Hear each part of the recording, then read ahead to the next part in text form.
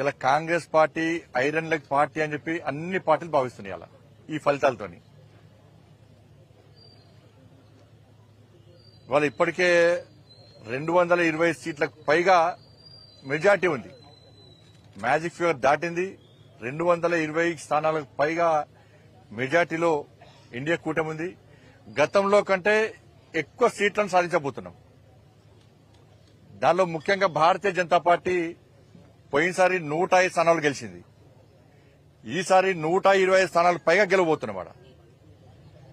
Congress party 120 స్థానాల్లో పోటీ చేసింది. 20 స్థానాలు గెలిచే పరిస్థితి కూడా లేదు కాంగ్రెస్ పార్టీ మహారాష్ట్రలో.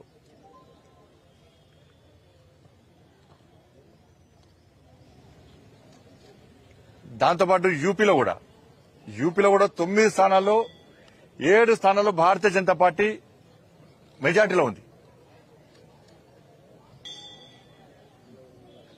కాబట్టి మహారాష్ట్రలో కాంగ్రెస్ పార్టీ కూటమి ఎన్డీఏ కూటమి ఎన్ని అబద్ద ప్రచారాలు చేసినప్పుడు కూడా ఇవాళ ప్రజలు వాటిని నమ్మలేదు. నరేంద్ర మోడీ గారి నాయకత్వంలో మీరు నరేంద్ర మోడీ గారి యొక్క అభివృద్ది మంత్రమాట పనిచేసింది. వారి విశ్వాసాన్ని నమ్మకం ప్రజలు రెండవసారి ఇవాళ ఎన్డీఏ కూటమికి అధికారాన్ని అప్పచెప్పారు.